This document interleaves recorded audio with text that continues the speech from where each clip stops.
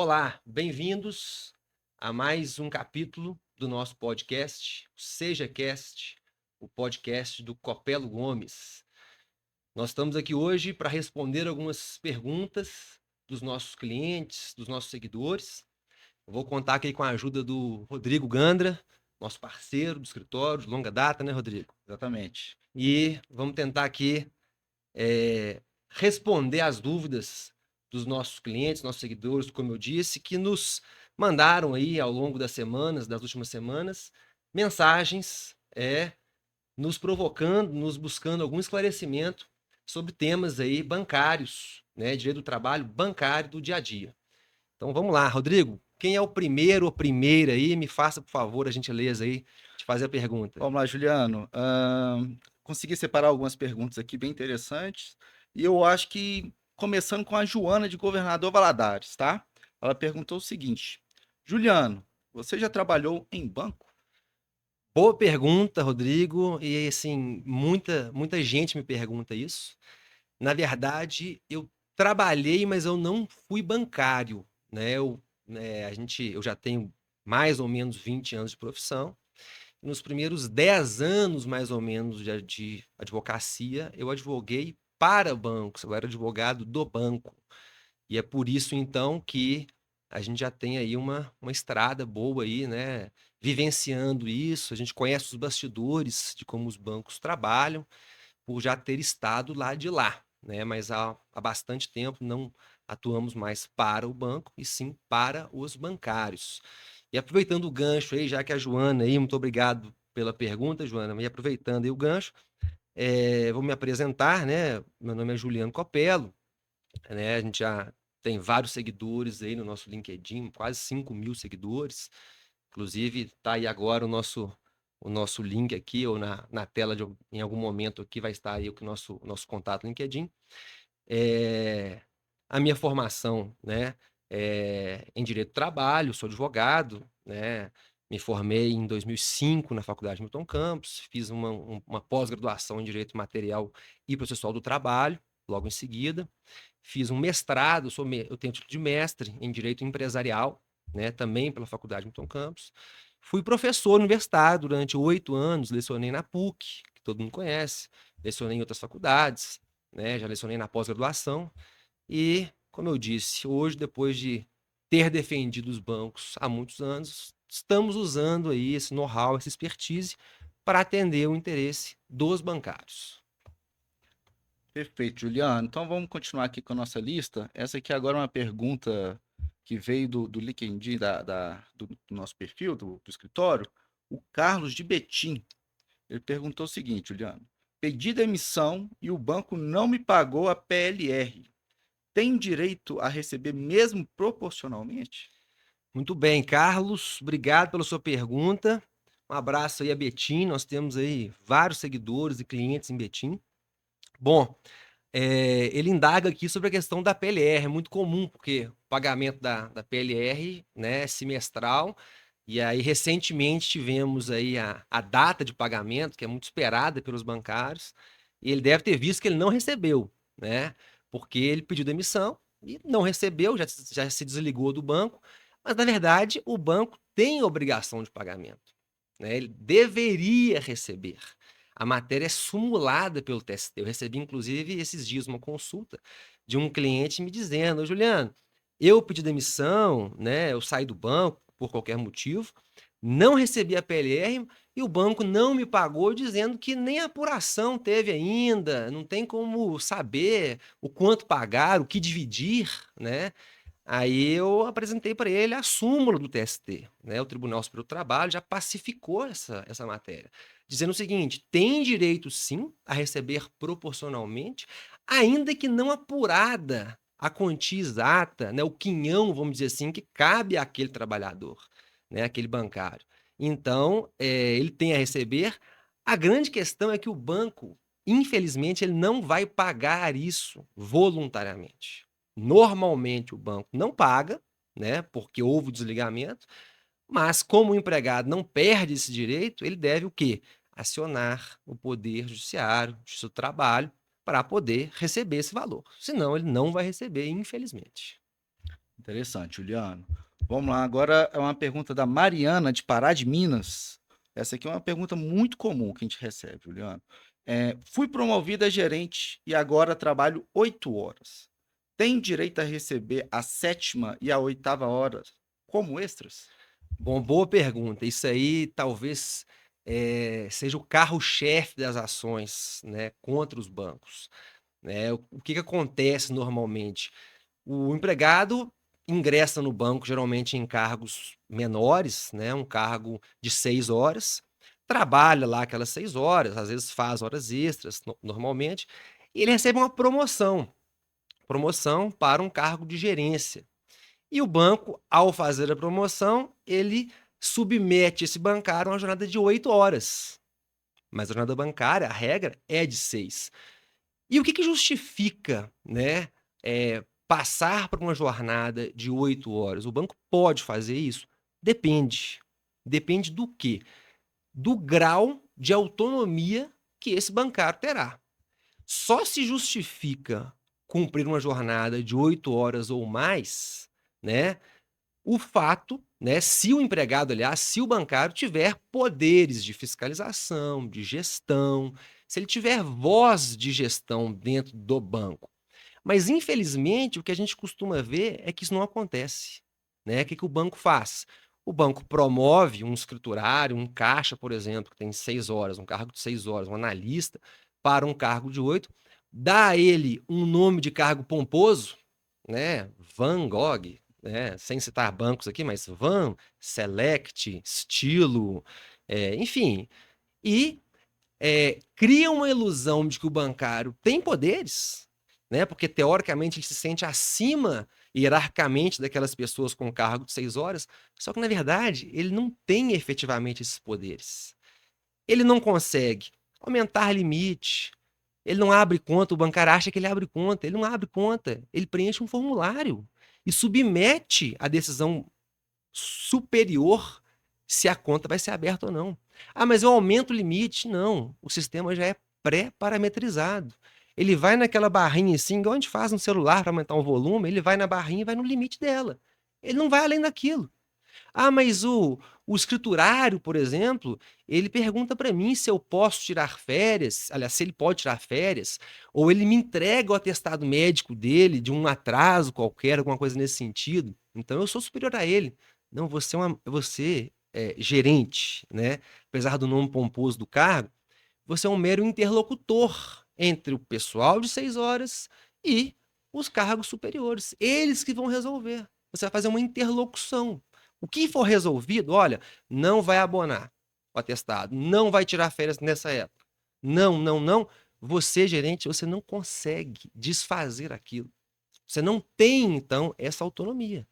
Então, se você está nesse cenário, né, trabalha em cargo de 8 horas, mas na prática, em termos práticos mesmo, não tem esses poderes destacados, né, de fiscalização, de gestão, algum tipo de autonomia, você, na verdade, deveria ter, então, um cargo com jornada de 6 horas. Então, se o banco não te paga essas horas extras, além da sexta, ou seja, a sétima e a oitava, e a nona, a décima, depender do que o bancário trabalhar, né, ele tem direito sim a essas horas extras, né? Tem direito sim, tem que fazer prova testemunhal, há toda uma questão probatória na justiça, mas isso é um assunto corriqueiro, né? E todo dia o banco é condenado, os bancos são condenados ao pagamento dessas horas. Ótimo, Juliano. Por isso que a gente sempre tem que buscar informação, né? Uma informação concreta, de responsabilidade. São muitos profissionais que realmente não sabem disso. Importante, por mais que o bancário geralmente tenha um nível acadêmico interessante, porque o bancário está sempre estudando, especializando, faz cursos, né, tem certificados, é uma pessoa antenada. Só que o banco, como eu disse, ele traz uma atmosfera de que ele tem esse poder destacado, né? O contexto dele é esse, né? E aí ele acaba se iludindo, achando que realmente tem, né, essas prerrogativas, na verdade não tem, e ele realmente tem que receber a sétima, oitava ou quantas horas extras ele trabalhar, além da sexta. Legal, Juliano. Vamos para a próxima pergunta aqui. É do Paulo Henrique de Belo Horizonte. Tenho quase certeza de que o banco não paga corretamente as minhas comissões. O que devo fazer para receber o que me é devido? Bom, obrigado, Paulo Henrique, nosso conterrâneo aqui de Belo Horizonte. Bom, o que acontece? Essa também é uma pergunta muito comum, né? Aliás, parabéns pela seleção das perguntas aí, Rodrigo, porque você foi assim exatamente naquele calo que mais incomoda a cada um, né, dos bancários. Mas vamos lá. O que o banco faz? O banco ele paga, né, um salário fixo, que é o salário que está na convenção coletiva, e além disso ele paga valores variáveis, né? Ele paga uma remuneração variável. E cada banco cria a sua campanha, cria o seu regulamento próprio do banco, né? Não vou falar nomes aqui, mas cada banco tem o seu com nomes muito específicos.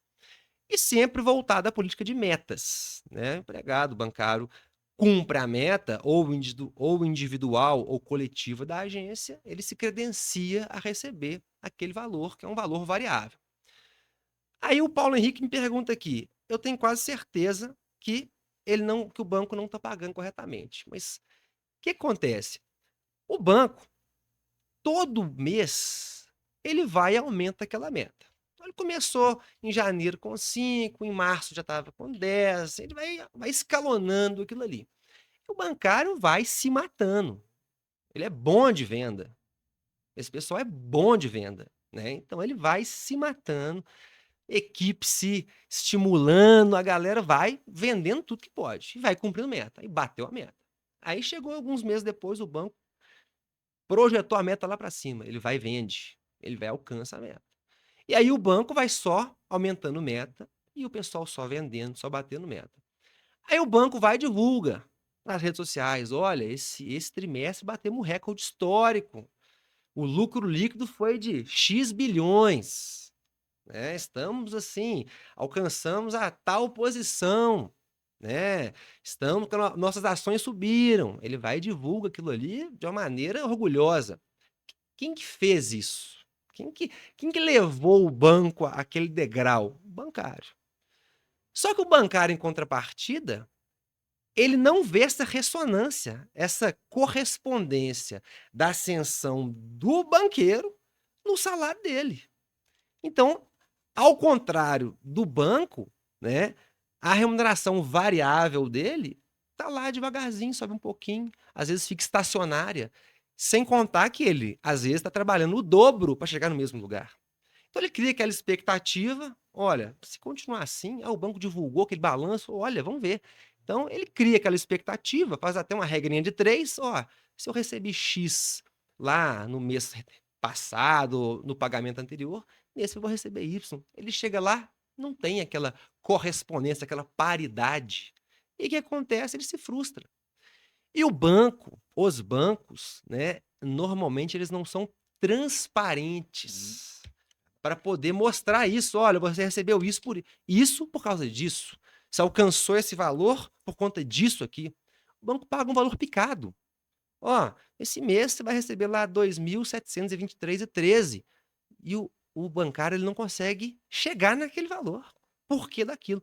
A impressão que dá é que o banco separou uma cota e falou assim: ó, vamos ratear isso daqui. Entendeu? Mas existe sim essa frustração no meio, né? Porque não é essa paridade, como eu falei, mas a gente consegue resolver isso, né? Em ações trabalhistas, o que a gente faz? A gente pede uma perícia contábil, o juiz, né, vai determinar que se faça uma apuração contábil com o perito da confiança dele, que é uma pessoa neutra, né, que é um auxiliar da justiça, e vai haver a produção de um laudo pericial contábil. Mas aí tem um detalhe. Isso se o banco apresentar os documentos necessários para isso. Há documentos que são indispensáveis para isso. E quais são os documentos mais confiáveis para se alcançar isso? Documentos contábeis, oficiais, bilaterais. O que o banco normalmente faz nos processos? Vai junto um relatório gerencial que ele mesmo fez. Isso aí o bancário já tem conhecimento. Isso aí o bancário já conhece. Isso não resolve a solução. Mas, né, Nesses processos, a gente costuma ter êxito, é muito natural nós termos êxito, fazendo um recálculo de tudo que ele deveria receber se o banco pagasse corretamente. Então tem solução para isso também. Entendi, Juliano. Então, me explica um pouco melhor sobre a questão de se o banco realmente ele não apresentar, é melhor para o empregado ou não? Boa pergunta, ótima pergunta. O que acontece? Na nossa petição, já imaginando que o banco não vai juntar todos os documentos, e já tendo vivenciado isso em vários processos, centenas de processos, a gente já junta, inclusive, na nossa petição, vários laudos de outros processos. Então, na nossa petição, já imaginando que o banco não vai atender essa determinação judicial, a gente estima valores. Olha, Paulo Henrique aqui, né? Paulo Henrique, você, então, deveria ter recebido, grosseiramente, fazendo uma conta doméstica, tal valor. O banco pagou X, você deve ter recebido Y. Então, já sabendo que o banco trabalha dessa forma, a gente coloca na petição inicial essas estimativas. E se o banco não apresenta os documentos, né, documentos que ele tem aptidão para apresentar, o documento está com ele. O empregado não tem como ter esse documento. O banco, né, vai ser apenado, ele vai sofrer como consequência, né, as penas do artigo 400 do Código de Processo Civil, que a gente menciona muito no nosso processo, que é o quê? É o juiz presumir que o que a gente colocou de valores na nossa petição inicial são os valores corretos. Então, o prejuízo que o banco sofre, né, não apresentando os documentos para fazer a apuração correta, é o juiz presumir que corretos estão os valores que nós estamos falando na petição inicial, que são as diferenças de variáveis que ele não recebeu. Aí, ótimo, Juliano. Aí, Paulo, obrigado pela pergunta. Cíntia, de Montes Claros. Na agência em que trabalho, tem uma pessoa que faz exatamente o mesmo que eu e recebe um salário maior. Posso cobrar do banco esses valores? Outra pergunta, assim, corriqueira, é matéria que é objeto de ação lá no escritório diariamente, né? Que é a famosa equiparação salarial. O que acontece? O banco, não raro, aliás, normalmente, né, o banco ele coloca pessoas nos mesmos cargos para fazer as mesmas funções. Essas pessoas têm o mesmo rendimento, mesma qualidade de trabalho, né, mas são remuneradas de forma diferente. O banco paga mais para um em detrimento do outro. E isso acontece todos os dias. Quando que isso acontece de uma maneira muito destacada, né? Em férias, em substituição de pessoal. Então, saiu o gerente da conta, vamos colocar assim, alta renda. Aí o banco vai e pega alguém de uma gerência com remuneração menor, mas que consegue fazer a mesma função daquele gerente que se ausentou para férias, por exemplo. Aí essa pessoa fica lá, passa um mês de férias, ou, né, ou quanto tempo durarem essas férias, e a pessoa que substituiu a pessoa em férias, ela não recebe o mesmo valor, né, que seria um salário de substituição. Isso acontece muito, isso é, sim, é frequente. Mas também é muito comum pessoas em caráter permanente sofrerem esse desnível salarial, né. Então, o banco, às vezes, vai no mercado, vai nessas consultoras de investimentos, né, busca um profissional de lá, esse profissional lá já ganha mais do que o valor fixo da convenção coletiva, mas coloca ele para exercer um cargo com valor menor, mas garante a ele aquele valor de origem dele. Só que quando ele faz isso, ele está quebrando uma isonomia com os pares, né, com essas pessoas que já estão no banco recebendo menos. Quando isso acontece, né, todos esses colegas, né, têm direito de se equiparar com essa pessoa que ganha mais. E isso é muito, muito, muito comum, tá? Então Bem, tem solução para isso. ok, Juliano. Vamos para a próxima? Deixa eu ver aqui. Olha só, o pessoal de Coronel Fabriciano. Caio. Caio de Coronel Fabriciano. Sou estagiário no banco e faço as mesmas coisas que os empregados do banco. Tenho algum direito? Bom, Caio, obrigado pela pergunta. Abraço ao pessoal de Coronel Fabriciano, Ipatinga, né, região do Vale do Aço. Bom, Caio, você tem direito sim, tá? O que acontece? O vínculo de estágio é um vínculo que não caracteriza emprego. Não há vínculo de emprego se há o vínculo de estágio, né. E é uma contratação muito mais barata para o banco, né. O banco gasta muito menos para remunerar um estagiário do que um bancário em si. E acontece com muita frequência do banco se aproveitar disso e colocar esse estagiário para fazer as mesmas funções do bancário. E uma coisa curiosa é o seguinte, às vezes o banco, ele rescinde o vínculo de estágio, né, ou chega ao fim o contrato de estágio, que pode ter no máximo 2 anos, com aquele estudante acadêmico, e no dia seguinte assina a carteira daquele estagiário como bancário. Ou seja, né, há uma sucessão de um contrato de estágio com vínculo de emprego. Mas o que que o Caio aqui pode fazer para poder resguardar os direitos dele? Ele tem que mover uma ação na justiça, né, para reconhecer esse tempo dele de estágio como um vínculo de emprego. Desde que ele consiga comprovar, e isso é muito simples, eh, desrespeitos, né, a não observância a critérios específicos da lei de estágio. Por exemplo, carga horária.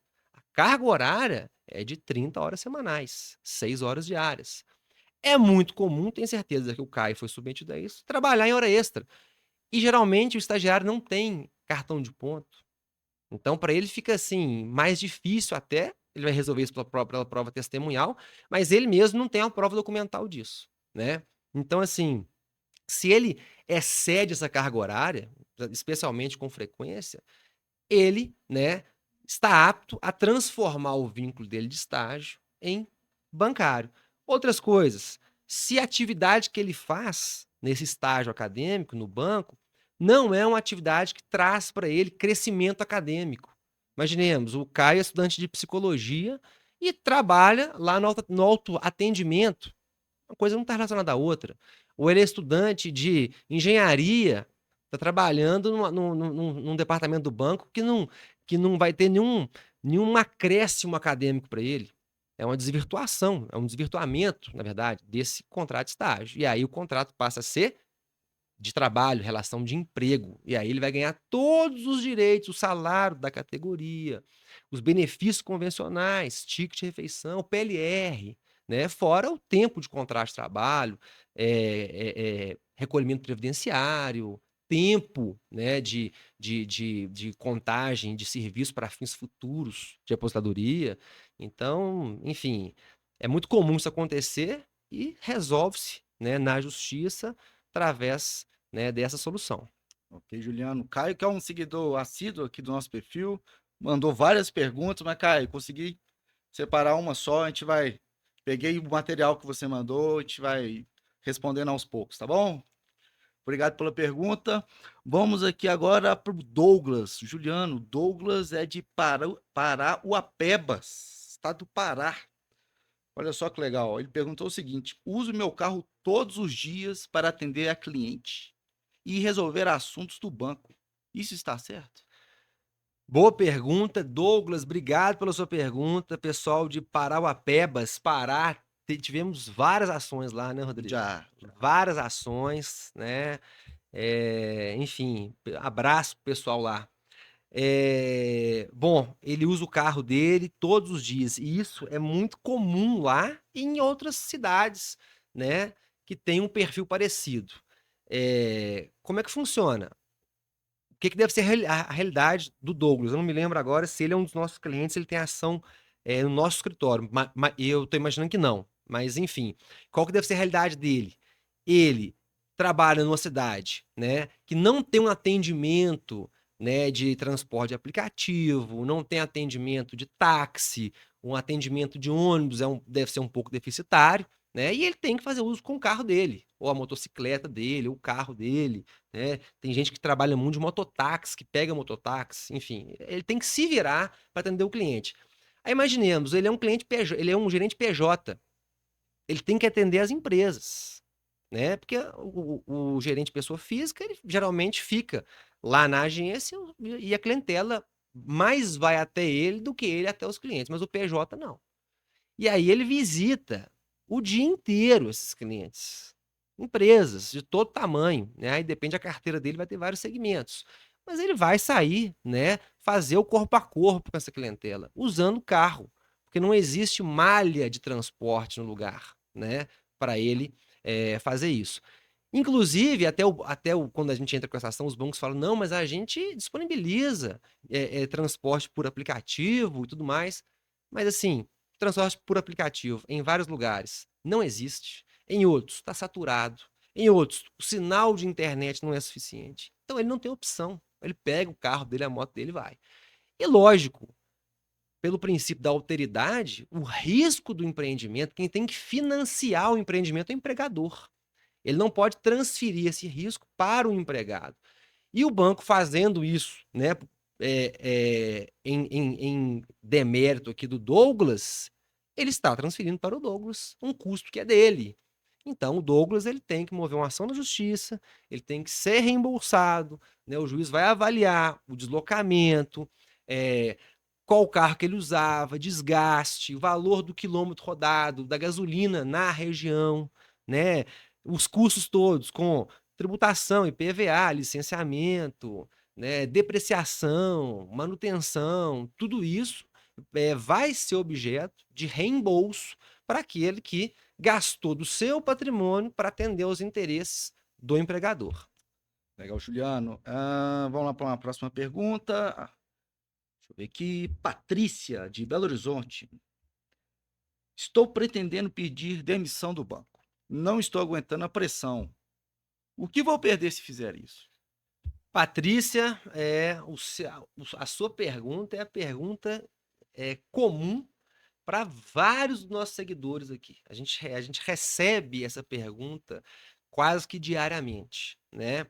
Bom, o bancário, como eu disse aqui, respondendo outras perguntas, está sempre estudando, está sempre antenado, buscando, especializando, fazendo cursos, obtendo certificados, né? Está sempre trabalhando o acadêmico.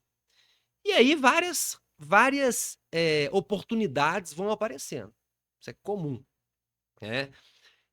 Mas aí, o bancário, ele tem que tomar uma decisão. Ah, eu vou sair do banco, não vou sair do banco. E o banco, ele exerce, né, a depender do banco, mas normalmente os bancos exercem uma pressão muito grande para o batimento de metas, para a venda dos produtos comerciais do banco. E assim, isso vai desde a pressão mínima, né, à pressão máxima. Tem gente que adoece. Nós temos clientes que Sim. já adoeceram, né, assim, tiveram que ser hospitalizados, afastamento previdenciário, que não conseguiu lidar com isso, tá. E aí chega um momento que o bancário fala assim: "Olha, eu vou sair, eu não tô aguentando mais, ou eu vou para outro lugar". Aí ele pede demissão, vai para outro banco, né, ou para outra oportunidade, ou às vezes por não ter opção, por não aguentar mais, ele pede demissão e vai embora. Quando ele faz isso, ele está premiando o banco, né. É um crime contra ele próprio, ele pedir demissão, porque quando ele pede demissão, ele abre mão de várias coisas, financeiramente falando. Ele não vai receber o aviso prévio dele, e o banco vai descontar o aviso dele ainda. Não é só deixar de ganhar, é perder, Uhum. é entregar o dinheiro nas mãos do banco, né. Ele geralmente não cumpre aviso, ele vai perder o aviso, ele vai ser descontado o aviso que ele não deu ao banco. Ele vai perder a multa de 40%, né. Ele vai perder o saque do fundo de garantia dele, que geralmente, né, dependendo do prazo que o bancário está trabalhando lá, é muito substancial. Então, assim, a perda é grande, ele não vai receber seguro-desemprego se ele precisar. Ainda mais uma pessoa dessa, né, eh, a Cíntia, né, A a Patrícia, Patrícia. perdão, a Patrícia, ainda mais uma pessoa que está nessa situação, né, que está num grau de desespero. Exatamente. Qual que é a solução para isso? Bom, quem está agredindo o contrato de trabalho, quem está inviabilizando o contrato de trabalho, não é a Patrícia, é o banco. É o banco que está exercendo uma pressão, criando um cenário, um ambiente inviável para a continuidade do contrato de trabalho. E assim como existe a justa causa que se aplica contra o trabalhador, Existe também a justa causa que se aplica contra o empregador, contra o banco, que é chamada de rescisão indireta do contrato de trabalho. Só que para se alcançar isso, tem que se promover uma ação na justiça, porque o juiz vai avaliar realmente se o banco teve aquele comportamento e rescindir o contrato. E qual a consequência financeira?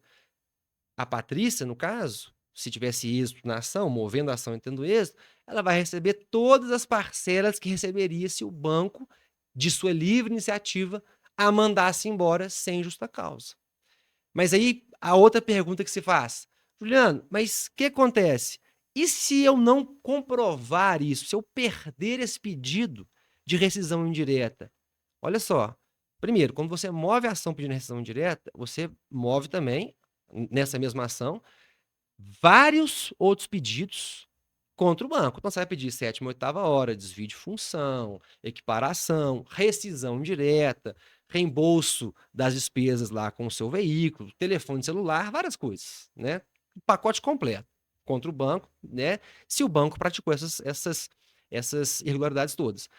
Quando você move essa ação, você está discutindo vários outros direitos, entre eles a rescisão indireta. Se ao final dela o juiz entendeu que você não tem direito à rescisão indireta, você normalmente vai ter direito a vários outros que estão ali. Mas se especificamente em relação à rescisão indireta você não ganhou, o que que o juiz faz? Ele vai transformar, né, aquele seu pedido de rescisão indireta em pedido de demissão. Então ele vai reconhecer que você moveu a ação, parou de trabalhar, você pediu demissão. Então você não perde nada, porque isso é algo que você já teria lá atrás, antes de mover a ação. E outra coisa, normalmente, quando você entra com a rescisão indireta, o banco internamente ele já processa isso como se fosse um pedido de demissão seu. Então, para fins rescisórios, ele já calcula a sua rescisão, te paga os valores correspondentes ao seu pedido de demissão, baixa a sua carteira, se desvincula de você e fica esperando a ação dar o resultado dela. Então, assim, o que você teria lá atrás pedindo demissão é o mesmo que você vai ter pretendendo a rescisão indireta, podendo ganhar, e geralmente se ganha, e todos os outros pedidos. Tá? Então, repetindo, não faz sentido um bancário, né, que está num cenário desse, de pressão, né, de inviabilidade do contrato, se prejudicar pedindo demissão. Não faz sentido. Então, Juliano, então, só para ficar mais claro, a pessoa, o bancário, ele vai poder parar de trabalhar se ele entrar com essa ação de rescisão indireta? Sim, ele pode, né? Existe uma hipótese específica na CLT que fala que se o banco não estiver cumprindo a obrigação contratual dele, o bancário, no caso, ele para de trabalhar e isso não é um pedido de demissão dele.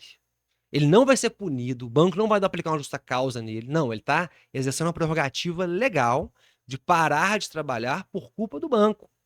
E ele move a ação, eu geralmente até mando um texto, né, para o cliente nosso: olha, você quer parar de trabalhar? Então, não quer, né? Aliás, não é querer, né?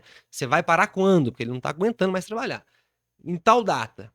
Aí eu mando um texto para ele encaminhar para os superiores dele, para não ficar um negócio assim, essa é uma falha de comunicação, para o banco achar, para o banco não entender que ele parou de trabalhar, que ele está em falta. Não, ele entra com a ação hoje, manda para ele a mensagem, ele encaminha para o gestor dele, falando: ó, entrei com a ação, dou número, tal, exercendo meu direito, e pronto, ele se desvinculou do banco ali.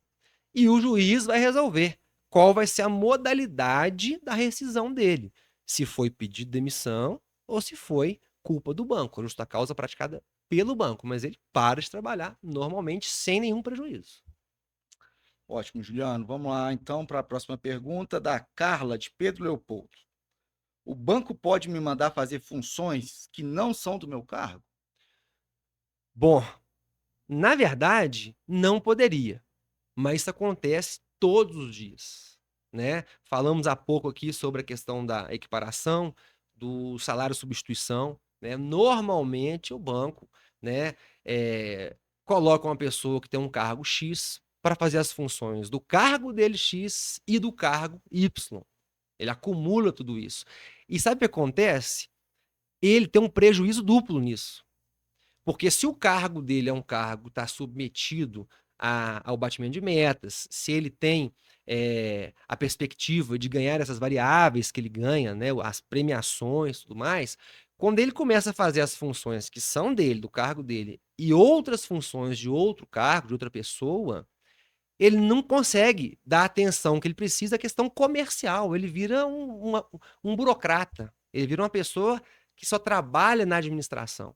E aí, todos os dias, ele tem prejuízo. Porque ele não está dedicado à venda de produtos que vai trazer para ele uma remuneração destacada. Isso quando ele não é desviado para funções que, além dele deixar de ganhar, ele ainda vai perder. E dou um exemplo. É muito comum, né, um certo banco, não vou citar o nome aqui, desviar uma posição de gerência para o caixa. Então nós temos um gerente lá, né, que tem o nome pomposo do cargo de gerente, né, trabalhando, fazendo a dinâmica dele comercial, né, batendo metas, né, cheio de expectativas legítimas. Aí vem o banco e fala assim, olha, nós vamos cortar aqui alguns cargos na agência, começando pelos cargos de caixa. Vamos cortar aqui nós temos 3 caixas aqui, nós vamos cortar 2, vai ficar 1, e você, gerente, vai dar um apoio ao caixa. E aí esse gerente não teve um treinamento sobre o caixa, não ganha o adicional quebra de caixa, que está na convenção coletiva, que é um valor que é uma previsão para tentar trazer uma justiça para o caixa, porque no final do dia, se tiver diferença, né? Se a conciliação não bater, olha, no caixa entrou isso e saiu isso. Se não tiver essa conciliação, quem que paga isso? É ele mesmo. Ele saca na hora da conta pessoal dele e coloca no caixa para ficar igual. Isso acontece demais. Então, assim, esse gerente vai para o caixa sem treinamento, sem receber quebra de caixa, para de fazer a função tradicional dele, comercial, de ganhar dinheiro com as metas que ele batia antes e começa a pagar para trabalhar. O que ele faz? De um dia para o outro, ele começa a pagar as diferenças de caixa que foram geradas no trabalho dele no dia a dia, que ele não teve culpa nenhuma por isso. Então, olha que cenário. Então, assim, isso acontece todos os dias, esse acúmulo de função, e ele pode trazer prejuízos severos, os mais variados, para o bancário. Não é só deixar de ganhar, é começar a perder também. Entendi. Legal essa informação, Juliano. Vamos para a próxima aqui, então. Ítalo, de Teófilo Otoni. É verdade que o bancário tem direito a receber periculosidade? Isso é uma pergunta legal, hein? Bem legal. É uma pergunta científica até, né? É uma pergunta assim, vai além do direito, Sim. né? Mas vamos lá. Primeiro, qual que é o fato gerador, né, do recebimento, né, do direito a receber o adicional de periculosidade, de insalubridade? É a exposição a algum agente, ou insalubre, ou periculoso. Mas não é qualquer agente que é insalubre ou periculoso, né? A lei tem que definir especificamente, e ela já definiu, se aquele agente é periculoso ou é insalubre. Eu vou dar um exemplo. Altura. Tem gente que trabalha em altura, trabalha no andaime, lá em cima, amarrado. Isso é perigoso? É muito perigoso. Mas é periculoso, legalmente falando? Não. Ele não ganha nada a mais por isso. E é muito perigoso. Então, a legislação fala, ó, tal função é periculosa, tal função é periculosa, né? Aliás, tal agente é periculoso, né? E aí, o bancário está no ambiente do banco, a princípio não tem nada ali que ele consegue visualizar que seja um risco à saúde dele, à vida dele, só que, né, no edifício, na edificação do banco, longe das vistas dele, existe uma área de risco imensa, que sujeita ele a um risco, né, acentuado, né, da incolumitade dele física e a saúde de um modo geral. Vou dar um exemplo aqui, gerador. Você imagina um prédio imenso onde funciona a sede de um banco, uma agência grande, né? Aquilo ali não pode parar. Pode faltar luz, pode ter um problema de alimentação de energia elétrica, né, na localidade, mas aquilo ali não pode parar. Aquilo tem que continuar trabalhando o tempo todo. E o prédio, dependendo do porte dele, ele conta com esse auxílio de um gerador que fica no subterrâneo, em algum lugar que você não está nem vendo. Esse gerador, ele é alimentado com óleo diesel. Ele funciona com óleo diesel, né. Por quê? Ele não pode funcionar só com eletricidade, né, ele tem um componente, um combustível que vai fazer ele funcionar em caso de acionamento. Esse óleo diesel, para fazer uma máquina dessa funcionar, é uma quantidade absurda, litros e mais litros e mais litros. E o óleo diesel, assim como outros combustíveis, são inflamáveis. Se acontecer uma explosão ali, é o quarteirão inteiro que vai embora. Eu não tô falando isso para ficar com medo não, né, porque tudo é muito certificado, né, mas existe o risco ali, né. Então, o bancário tá lá no 8º andar e tem lá um depósito de centenas de litros de combustível, que se chegar no ponto de fulgor dele, de ebulição, né, ele vai explodir, né, e o prédio vai abaixo. Nesses casos, né, que são casos muito específicos, quem está dentro da área de risco e para se apurar a área de risco tem uma perícia, o perito vai apurar, calcular a quantidade de armazenamento do combustível, onde que uma explosão pode chegar, qual é a área de risco. Ele vai apurar uma área de risco, ver se essa pessoa está dentro da área de risco e se ela estiver, ela tem sim direito a receber a periculosidade. Desde o início, desde quando começou essa exposição. Então parece estranho, né, porque a gente associa a periculosidade a quem? Ao motociclista profissional, ao frentista do posto de Um gasolina, vigilante. vigilante patrimonial, muito bem. Também, o pessoal que trabalha com energia elétrica, né, radiações, enfim, mas não ao bancário que está lá, né, sem nenhuma proteção, sem nada. Mas é possível sim e tem, assim, a gente tem notícia aí, um mapeamento que a gente já fez, né, assim, de pontos ou outros na cidade, né, em outras também, né, que, edificações que contam com esse equipamento e gera sim periculosidade. Legal, legal, Juliano. É uma informação realmente muito interessante, é uma pergunta diferente, a gente colocou aqui, porque eu acho que são poucas pessoas que sabem se tem direito ou não a adicional de periculosidade ou bancário em si, né? Mas vamos aqui, Juliano, pra uma próxima pergunta da Mônica de Belo Horizonte. O pessoal de Belo Horizonte gostou de mandar pergunta pra gente, viu, Juliano? Pessoal bem assíduo aqui. E a Mônica falou o seguinte, ó: estou adoecendo trabalhando no banco. Não aguento mais a pressão. Tem direito a dano moral? Mônica, muito obrigado pela sua pergunta. Já vou respondendo diretamente. Sim, tem direito. Tem direito à reparação por danos morais, né. Mas antes de falar disso, só fazer um comentário, porque assim, é uma é uma queixa comum da classe bancária, não só em relação a alguns bancos, mas a todos os bancos, né, a queixa que o pessoal tem de pressão por batimento de meta, constrangimento do bancário perante clientes até, perante os demais colegas, ranqueamento de cliente, né, a gente tem, né, a gente já teve acesso a materiais que há uma exposição, por exemplo, um ranking, assim, da regional inteira, com o nome de todo mundo, com um percentual de produção e dividido por cores: verde, amarelo, vermelho. E, assim, e-mails com 50 destinatários, então tá recebendo gente ali que nem te conhece, tá vendo como é que você tá.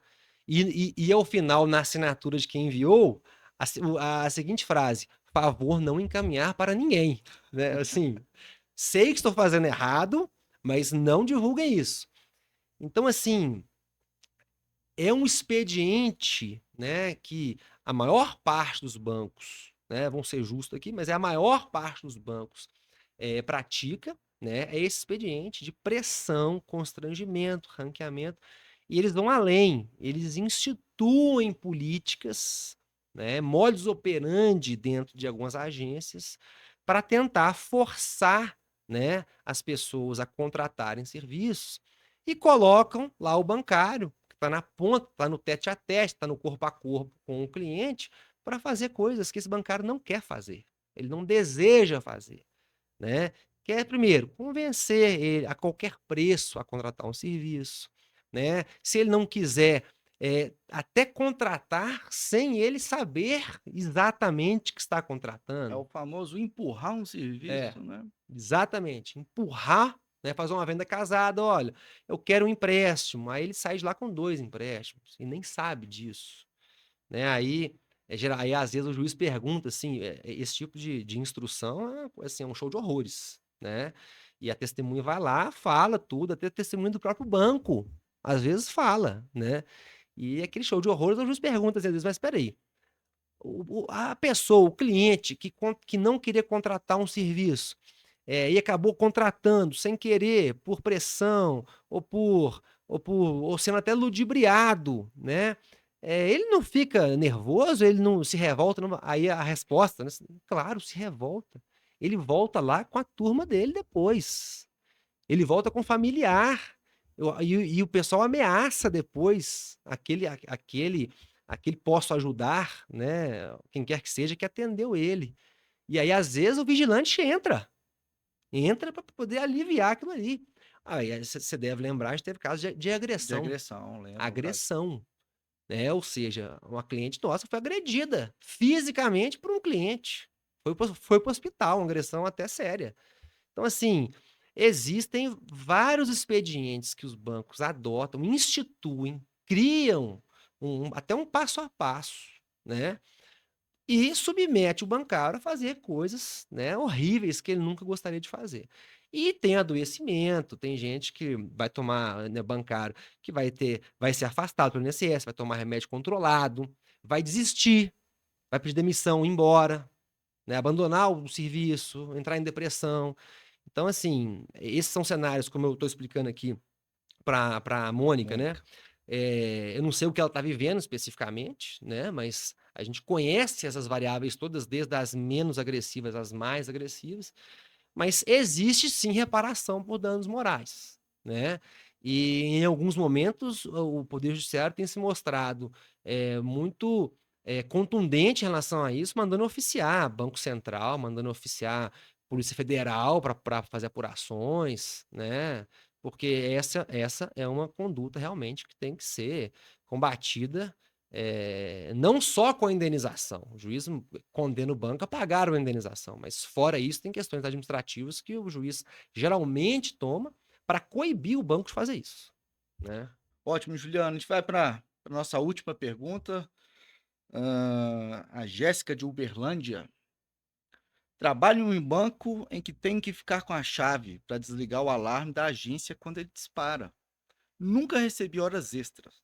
Tem direito? Bom, Jéssica, obrigado, abraço pro pessoal de Uberlândia, temos aí clientes também, Uberlândia, Uberaba, Patos de Minas, Araguari, acho que Araxá também, Araxá. enfim. Vai o nosso abraço aí para a região do Triângulo. Bom, Jéssica, isso é muito comum, vários bancos fazem isso, né. O banco, ele primeiro te promove, te dá aquele cargo com nome pomposo, te entrega a chave da agência, você se sente mais, Responsável, né? Responsabilidade, privilegiado, exato. né. Só que na verdade a chave da agência é um castigo, você não tem livre acesso ao banco. Você só vai lá para apagar incêndio, literalmente, né. O banco entrega a chave para você, você fica preso àquela responsabilidade de poder ser chamado a qualquer momento, nos seus momentos de folga, e principalmente no final de semana, e principalmente no final de semana. E a gente tem vários clientes lá que reclamam disso, né, que estava querendo viajar, ou estava na casa da mãe, estava no cinema, recebeu ligação, tal, que disparou o alarme, tem que ir lá, e ele vai lá, espera o vigilante chegar, aí chega a empresa de segurança, ele destrava o alarme, vai embora, fica ali 1 hora e meia, né, então tem esse inconveniente dele não poder, eh, se valer da sua folga, do seu momento de convívio social, de repouso, né, nem nos dias de semana, nem nos finais. E tem uma situação muito mais grave, que vai além disso, que até o pessoal que está com a chave até não se atenta. Um cliente nosso me trouxe isso. Falou assim: "Juliano, Olha só, eu tô na minha casa, de madrugada toca o meu telefone, eu moro sozinho, sou separado, tenho um filho de 1 ano. Toca o telefone, eu tenho que ir lá. Aí eu vou lá, porque o alarme tocou. Se o alarme tocou, não é coisa boa. Você concorda? Não pode ser coisa boa, né. Aí eu vou lá, pode ser um alarme que disparou, né, aleatoriamente, um alarme falso, pode ser alguma coisa que se moveu lá dentro, um bicho, um passarinho que estava lá dentro, que tocou o alarme, mas pode ser um assalto, pode ser o novo cangaço. O pessoal não faz isso? E quando faz isso, não é assim uma ação de milícia? Vários carros, armamento pesado, fecha, põe fogo na entrada da cidade pequena, geralmente, põe fogo na cidade, aliás, num carro na entrada, na saída, fecha os acessos, vai na delegacia, rende todo mundo, delegacia pequena. Então você imagina o problema que essa aí ela vai com o filho dele de 1 ano, falando: "Juliana, Não tem ninguém pra deixar. eu ia morrendo de medo. O que que eu tinha que fazer? O que que eu acho que eu tinha que fazer? Ligar pra polícia, mandar a polícia ir. Não, eu que tinha que ir. Aí eu chegava lá, morrendo de medo com o meu filho, via o que estava acontecendo, ufa, não é dessa vez. Ligava pro vigilante, ele ia lá, aquilo ali me tirava 1, 2 horas, né, e eu voltava para casa. Tá certo isso? Não, tá totalmente errado, totalmente errado. O que que o bancário tem direito? Do tempo à disposição que ele esteve lá, né, efetivamente lá aquelas 2 horas, e também o tempo de sobreaviso, ele tá lá esperando ser chamado. Ele deve receber o esperar, né, que é o sobreaviso. E outra, se ele faz isso durante a, folga dele, ele tá violando o intervalo interjornada. Entre o final de uma jornada e início da outra, tem que ter um prazo mínimo de 11 horas. Se ele corta esse intervalo de 11 horas, ele também tem a receber isso aí, né, porque ele não teve a reparação física necessária para reassumir a atividade dele. Então isso acontece, o banco faz isso e tem hora extra a receber, tem sobreaviso e tem também, né, as o intervalo interjornada que ele não que não, no caso, não foi respeitado. Ah, legal, Juliano. Olha só, essa foi a nossa última pergunta. Foi o que a gente conseguiu fazer de várias perguntas que a gente teve. Nossos seguidores aí que sempre ajudam a gente a fazer o nosso programa. Qualquer pergunta, pode mandar para o nosso perfil. Nosso perfil deve aparecer aí debaixo aí de novo. Pode entrar em contato com a gente, que ou a gente responde lá, ou a gente traz aqui para o nosso programa sem problema nenhum. Juliano, então essa foi a nossa última pergunta. Quer comentar alguma coisa? Sim, vou agradecer, primeiro agradecer ao Rodrigo. Rodrigo, obrigado pela seleção, obrigado pela parceria de sempre, né, Sempre às enfrentando horas. enfrentando todos as questões, as demandas lá, né, no escritório. Eh, e, né, agradecer as perguntas do pessoal, ficar aqui à disposição para um próximo capítulo, né, e contem conosco aí, nos sigam aí nas nossas redes sociais, vai ser um prazer poder atender vocês. Obrigado, um abraço.